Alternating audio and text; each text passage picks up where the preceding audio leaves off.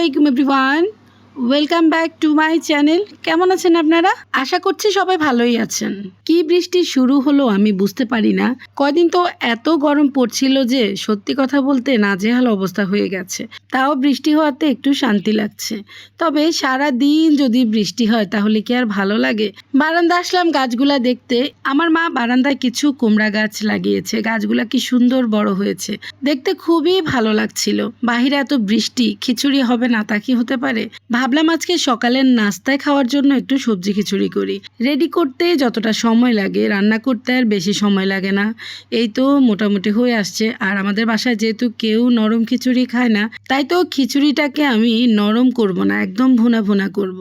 রান্নাটা একদম শেষ করে আমি গরম গরম টেবিলে পরিবেশন করলাম। খিচুড়িটা একদম ভুনা ভুনা হয়েছে, খুব সুন্দর একটা ফ্লেভার আসছিল। যেহেতু গরম মশলা দিয়েছি, খিচুড়ির সাথে খাওয়ার জন্য আমি কিছু ডিম ভেজে নিয়েছি, সাথে কিছু শসা। খিচুড়ির সাথে খাওয়ার জন্য কিছু আচার নিয়েছি। আচার ছাড়া আমার কাছে মনে হয় খিচুড়ি খাওয়াটাই আনকমপ্লিট। এই তো আমার ছেলেকে প্রথমে দিয়েছি।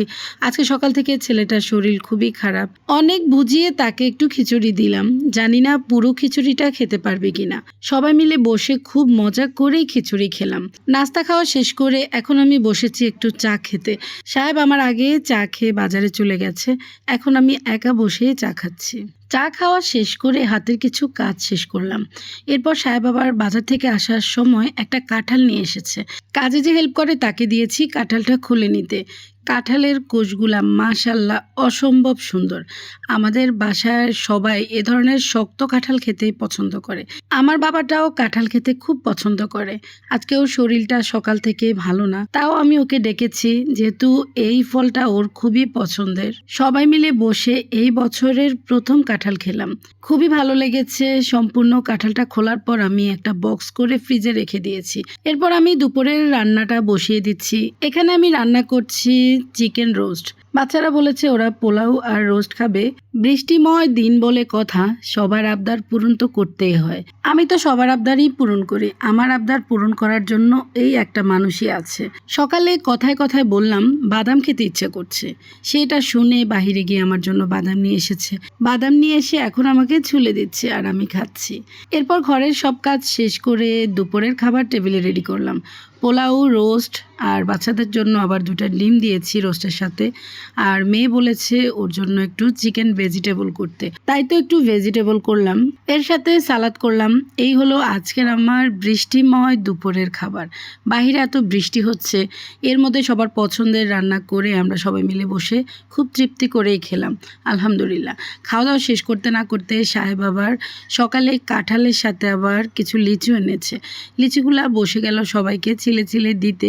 তার তো আমাদের বাসায় এই একটা ডিউটি, কাউকে সে ছিলতে দিবে না কোনো কিছু। ওর কথা হলো সবাই মিলে হাত নষ্ট করার কি দরকার। আমি একজনে ছুলি, তোমরা সবাই মিলে খাও। এই হলো তার অবস্থা। তাকে বুঝিয়ে পারি না যে একা একা চুলতে কতটা সময় লাগে। আমরা সবাই মিলে হাত লাগাই, তাহলে কাজটা সহজ হয়ে যাবে। কি আর করব, অবশেষে মেনে নিতেই হয়। খাওয়া দাওয়া শেষ করার পর এটা হলো বিকেল বেলায়। আমার মেয়েটা ওর একটা ফ্রেন্ডের বাসায় যাবে বলে সে রেডি হয়ে বসে আছে। এদিকে তো বৃষ্টি থামছে না, তার মনটা খুবই খারাপ। আমি তাকে হাসানোর চেষ্টা করছি। আহারে, আসলে অপেক্ষা জিনিসটা খুবই কষ্টের। কোথায় যাব বলে যদি রেডি হয়ে না যেতে পারলে খুবই খারাপ লাগে। যে পরিমাণ বৃষ্টি পড়ছে, বৃষ্টি তো থামার নামই নেই। একবার ভেবেছি ওকে যেতেই দিব না, কিন্তু রেডি হয়ে নিয়েছে, এখন নিষেধ করতেও তো পারছি না। মনটা খারাপ করে ফেলবে। বৃষ্টিটা একটু কমার পর ওকে যেতে দিলাম। ও তো চলে গেছে, ওর বাবা ওকে নিয়ে গাড়িতে উঠিয়ে দিল। এদিকে আমার খুবই ইচ্ছে হলো একটু পিঠা খেতে। এই বৃষ্টির দিনে তেলে ভাজা খাবার খেতে খুবই ভালো লাগে। তাই তো আমার পছন্দের পুয়া পিঠা বানাতে চলে আসলাম।